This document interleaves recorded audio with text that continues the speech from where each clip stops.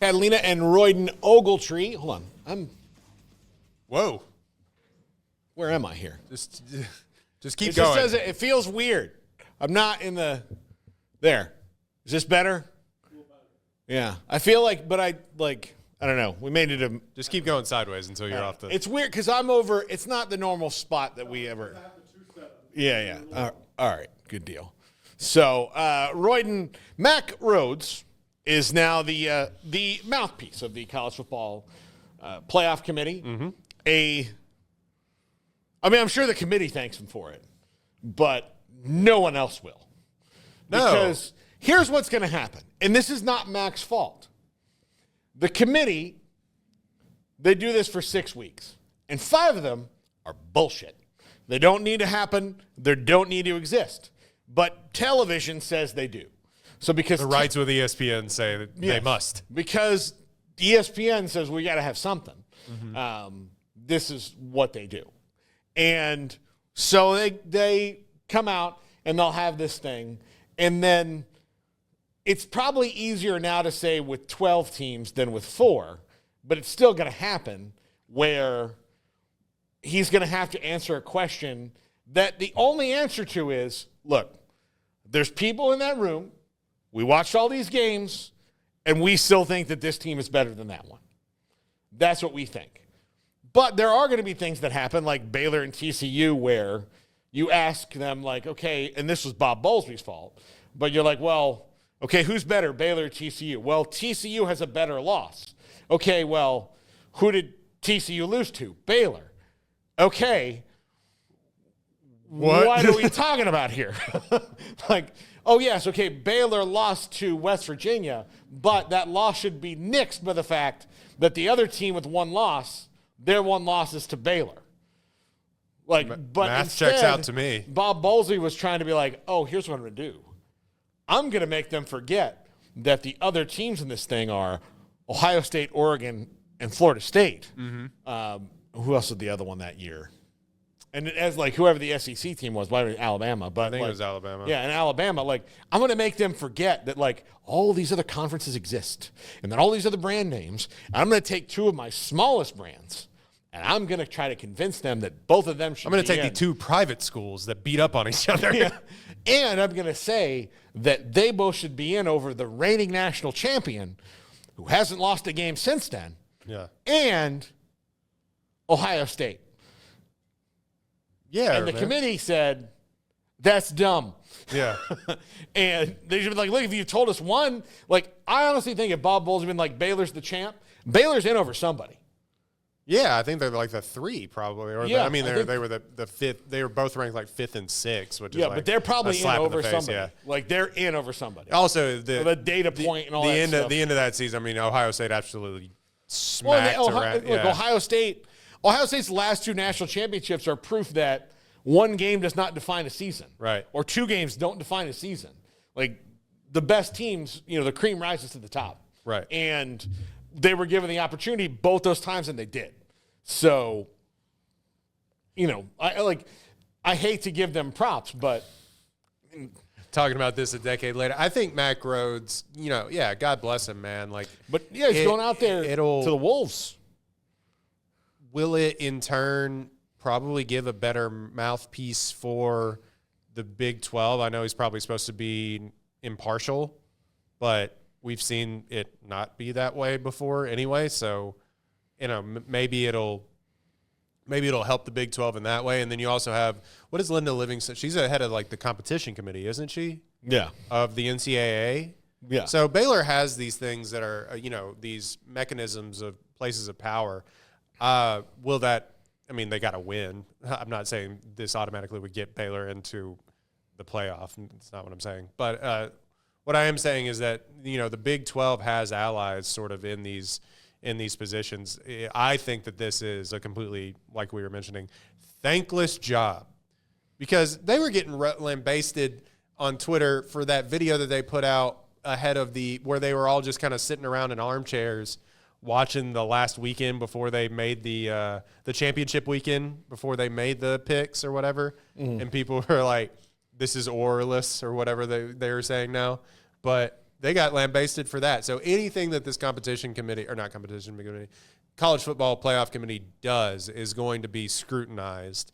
And then you have to go be the face of that scrutiny every week on primetime television. Yeah. Again, go with God, brother.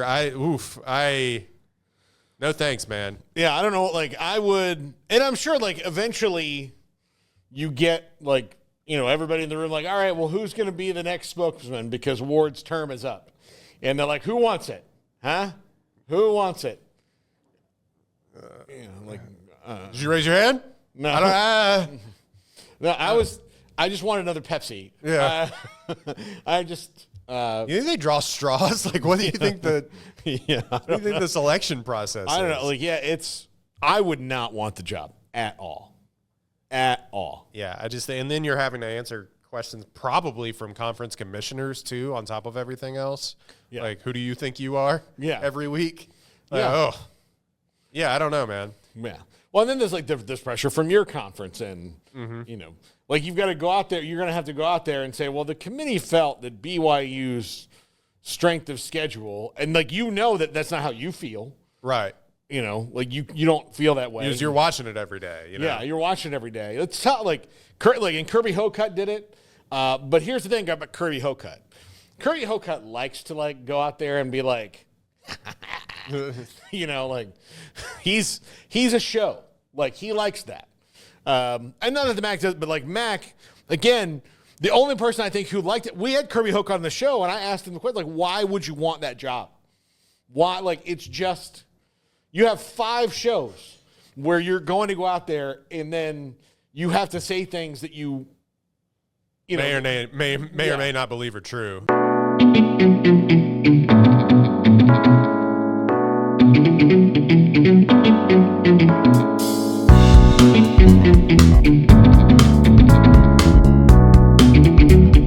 Yeah. And maybe now with the 12, it's easier because you don't have to, you have to justify less, I think. Why Colorado over, NC State? You're like, well, Colorado has a win over North Carolina or something, whatever it is. Yeah. NC State hasn't played them yet. They'll have a common opponent if they stay, like they have those things to say, but I don't know. It's just, I wouldn't want the job. Also on top of this is how I know I'm not built for like any positions of power or anything like that. It's just, hey, you got to go do this job on top of your other job. Yeah. Yeah. Yeah, exactly. Dude, you have a whole other spectrum of, I'm not saying that he can't do it. I'm just saying, I know from me, when I have more than one job, Mack Rhoades definitely built different. He's the basically CEO of a university's athletic program. But man, that seems like a chore. I don't know about you, but when I have to edit 2 or more things in a day, I'm just like, oh, the day's gone to hell. Yeah. But now you have to also balance an athletic program and the hopes and dreams of college football fans across the nation? Yeah. Or at least be the face of it. One of the hardest jobs you can have right now is an athletic director of a college team. Ugh. It's a hard job. You wake up in the morning with new rules every day, or the potential of something's going to change. Yeah. And none of this is working. And look, there's NIL hearings today on Capitol Hill. You know what they got done? Nothing. Not a thing. Not a thing. Glad to know our government efficiency is working at full force. I mean, nothing. They had these NIL hearings. They go out and they say the same things over and over again. There's NCAA talking points.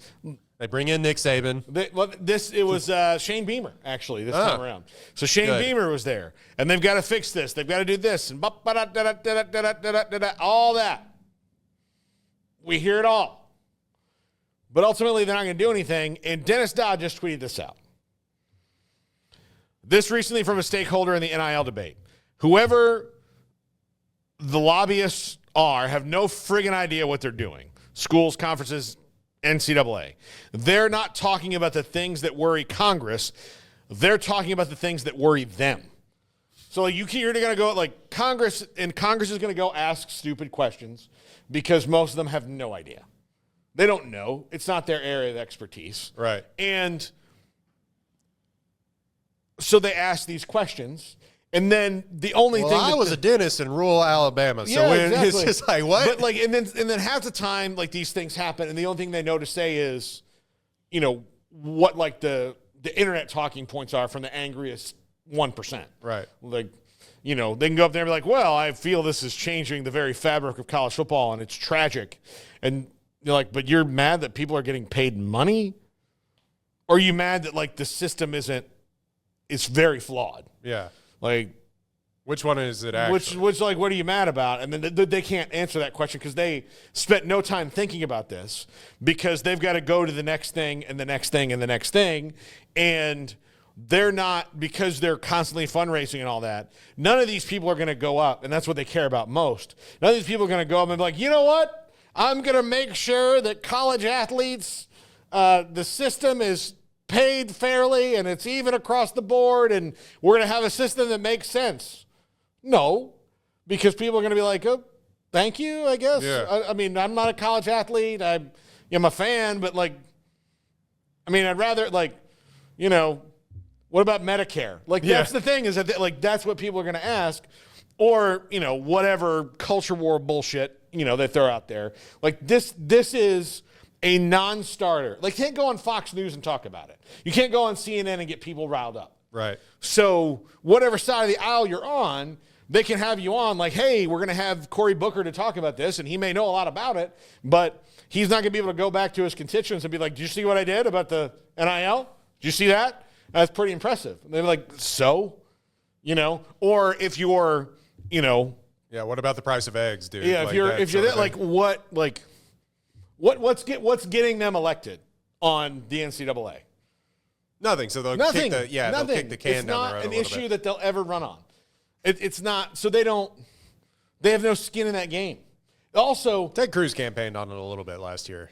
Well, I mean, just because he likes to talk about everything, right? Yeah. But again, what's he done? Like, what's he really going to do about it? Ultimately, it's going to come down to, you asked me and I answered. That's right. But I'm one of 50.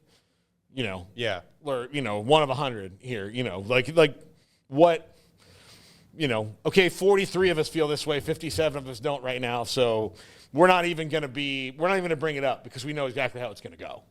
So until this flips or we come up with a better idea, then this is what it's going to be. So to bring it all back, if you wake up every day and you're the athletic director of name a program, these are all the things. And then you throw this on the fact that, like, okay, it's already hard enough to be on this committee and go through it. Then you have to be the one who has to go out and answer seemingly simple questions. Right. Like it feels like it should be simpler. And then you're like, oh, dang it. I was really hoping they wouldn't ask me that question.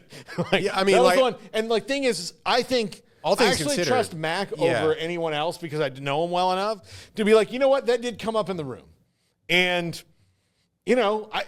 right now we're a little split on it. So this is how it's going to be. But if I were him, and I'll tell him this the next time I see them, I would say every time, Reese, you know what I say today does not matter.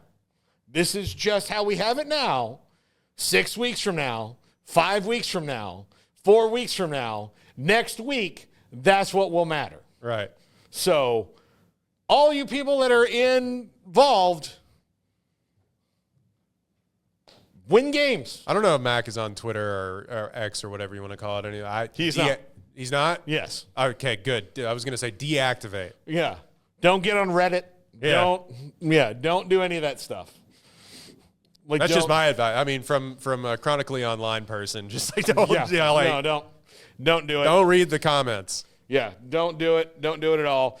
Speaking of the College Football Playoff Committee, by the way, former Baylor and Wake Forest coach Jim Grobe and former committee member on the show today. And Jim Grobe's a great guy. I love Jim Grobe, but he was part of a committee that wronged me and my people.